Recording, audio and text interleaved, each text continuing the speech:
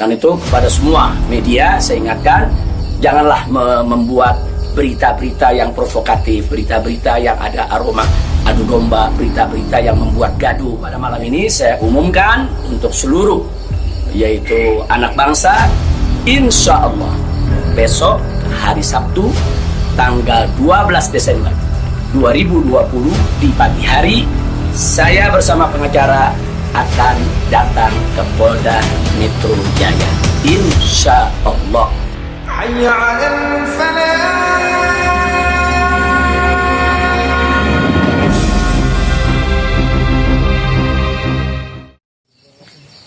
Assalamualaikum warahmatullahi wabarakatuh. Kepada segenap rakyat dan bangsa Indonesia yang saya cintai, semoga kita tetap selalu menjaga protokol kesehatan, tetap selalu berupaya secara bersama-sama mengatasi pandemi yang sedang melanda kita punya negeri. Insya Allah, Allah angkat segera pandemi yang terjadi saat ini. Amin ya rabbal alamin. Nah, kepada seluruh masyarakat, dalam kesempatan ini saya ingin menyampaikan hal yang saya pandang amat penting sekali berkaitan dengan status saya sebagai tersangka di Polda Metro Jaya. Nah, yang ingin saya sampaikan di sini adalah pertama, bahwa saya tidak pernah lari apalagi sembunyi. Sekali lagi saya ulangi, saya tidak pernah lari dan tidak pernah sembunyi. Karena selama ini pada proses pemulihan, saya lebih banyak duduk di Pondok Pesantren Alam Agrokultural Markas Syariat Megamendung. Karena di pesantren ini udaranya sangat asri, segar, jadi untuk pemulihan luar biasa bagusnya. Sekali-sekali saya turun ke Petamburan, saya turun ke Sentul untuk menengok anak dan cucu. Jadi bagian pertama yang ingin saya tekankan adalah saya tidak pernah lari apalagi sembunyi dari panggilan polisi. Yang kedua, saya juga tidak pernah mangkir dari panggilan Polda Metro Jaya. Nah, kenapa saya katakan saya tidak pernah mangkir? Pada panggilan yang pertama, yaitu hari Selasa tanggal 1 Desember 2020, ketika itu saya tidak bisa memenuhi panggilan, saya kirim pengacara. Pengacara datang ke sana, bertemu dengan penyidik, menyampaikan surat secara resmi, minta penundaan, dan alhamdulillah penyidik bisa memahami dan menerima. Akhirnya sepakat bahwa saya diundurkan untuk panggilan yang kedua. Nah, untuk itu saya apresiasi, saya hargai sikap penyidik yang sangat kooperatif, sangat baik, terima kasih. Nah, kemudian pada panggilan yang kedua, yaitu pada hari Senin tanggal 7 Desember 2020. Nah, ketika itu saya melihat posisi pemulihan kita memang masih perlu penambahan sedikit waktu, dan lagi-lagi saya tidak mangkir, tapi saya kirim pengacara saya bertemu kembali dengan para penyidik, kita sampaikan surat, kita sampaikan permohonan, dan alhamdulillah permohonan tersebut diterima secara baik oleh para penyidik. Lagi-lagi di sini saya ingin sampaikan apresiasi dan terima kasih kepada para penyidik di Polda Metro Jaya. Nah, pada hari itu juga, yaitu di pagi hari, Senin tanggal 7 Desember, ada kesepakatan, yaitu antara para pengacara dengan para penyidik, juga dengan keridoan saya, di mana kita sepakat bahwa saya akan datang ke Polda Metro Jaya pada hari Senin tanggal 14 Desember 2020. Itu sudah merupakan satu komitmen. Nah, artinya komitmen kita akan datang, insya Allah sehat walafiat, tidak ada halangan lagi. Nah, ini yang perlu kita sampaikan, dan komitmen ini kita jaga betul. Karena saya akan selalu memegang komitmen dengan pihak manapun kalau kita sudah membuat satu kesepakatan, satu perjanjian. Nah, karena itu di sini yang perlu saya sampaikan juga pada hari yang sama, yaitu pada tanggal 7 di hari Senin tersebut, secara mengejutkan, sebagaimana kita tahu semua, di mana di siang hari Bapak Kapolda Metro Jaya mengumumkan tentang tragedi penembakan 6 Laskar FPI yang selama ini setia mengawal saya. Tentu ini satu peristiwa sebetulnya tidak ada sangkut paut dengan soal panggilan saya. Maka itu pada pagi hari itu saya tetap kirim pengacara, saya tetap mengurus urusan panggilan, karena memang kita tidak pernah sangka kalau penembakan itu berkaitan dengan Polda Metro. Karena saat itu kami masih mengira kalau itu adalah orang tak dikenal. Nah, ala kulihal, setelah itu yang mengejutkan kami pada hari Kamisnya, yaitu tanggal 10 Desember 2020, secara tiba-tiba Polda Metro Jaya mengumumkan saya sebagai tersangka.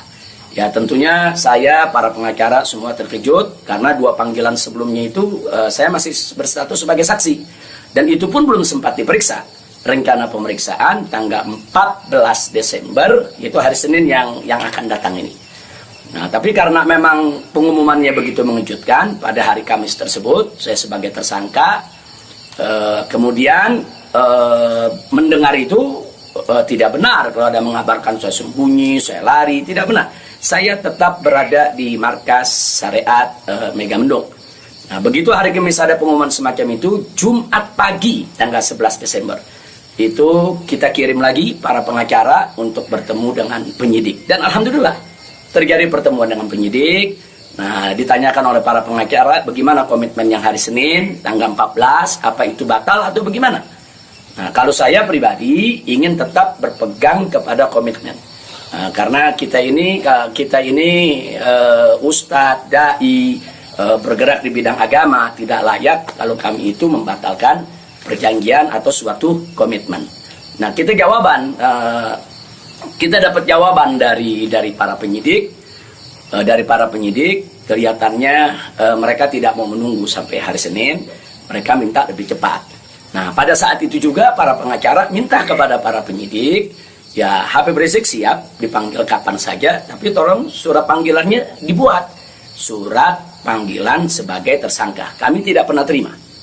Tapi kelihatannya para penyidik agak keberatan untuk mengeluarkan surat tersebut.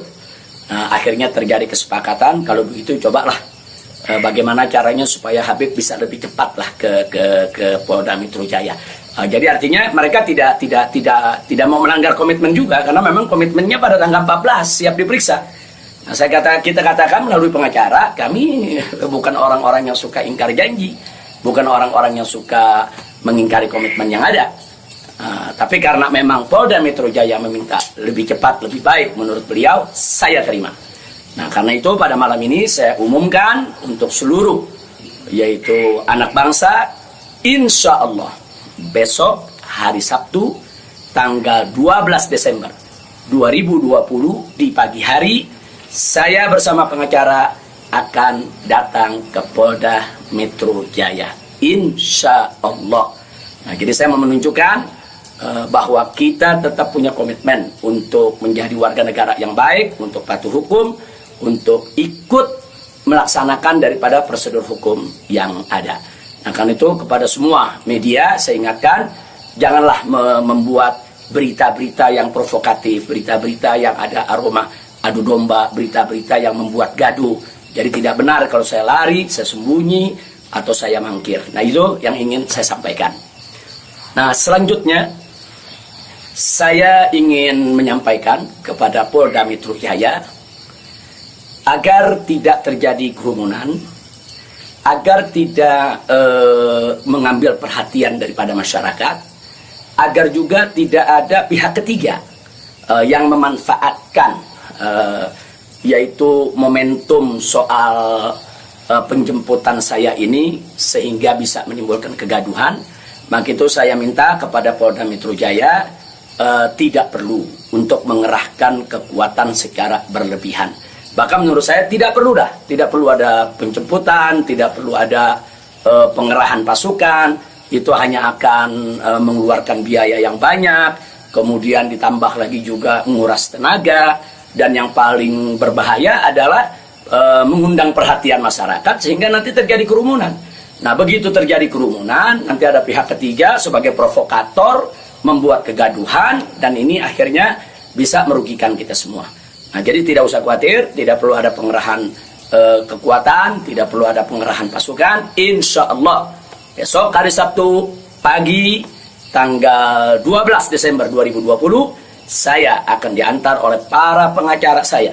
Nah, untuk memenuhi panggilan atau memenuhi yaitu panggilan atau rencana pemeriksaan yang akan dilakukan oleh Polda Metro Jaya sesuai dengan aturan yang berlaku. Nah, ya, yang berikutnya yang tidak saya lupakan kepada seluruh umat Islam. Kepada seluruh umat Islam, saya minta juga tidak membuat kerumunan. Nah, jadi jangan sampai mengganggu daripada proses hukum ini. Sabar, tenang, ikuti proses hukum ini dengan baik, sesuai dengan aturan yang ada. Banyak-banyak berdoa. Nah, mudah-mudahan semua berjalan dengan baik. Insya Allah Allah memberikan keamanan, keselamatan, kemenangan, dan lain sebagainya. Jadi tolong jangan buat kerumunan karena kita sudah punya komitmen. Bagaimana untuk tetap menjaga protokol kesehatan, bagaimana kita bersama-sama dengan semua komponen anak bangsa yang ada untuk mengatasi pandemi di kita punya negeri. Nah, jadi sekali lagi saya ulangi kepada Polda Metro Jaya, saya minta tidak perlu untuk mengerahkan pasukan, apalagi secara berlebihan, karena akan mengundang perhatian, mengundang kerumunan, bahkan bisa memberi kesempatan kepada pihak ketiga, provokator, untuk membuat kegaduhan. Nah, ini kalau ini terjadi, akhirnya kita semua rugi. Nah, tidak usah khawatir, saya pegang komitmen, insya Allah besok hari Sabtu pagi saya akan hadir di Polda Metro Jaya bersama para pengacara saya. Dan kepada umat Islam sekali lagi, jangan bikin kerumunan. Apalagi sebab kalau bikin kerumunan lagi nanti ada provokator, ribut lagi, gaduh lagi. Saya tidak mau ada kegaduhan, saya tidak mau ada kerumunan. Saya ingin pemeriksaan itu berjalan secara baik sesuai dengan undang-undang yang berlaku. Dan kepada masyarakat cukup doakan dari rumah agar saya, begitu juga para pengacara semua, diberikan kekuatan oleh Allah Subhanahu wa Ta'ala. Itu saja. Terima kasih. Jazakumullahu khairal jaza. Wassalamualaikum warahmatullahi wabarakatuh.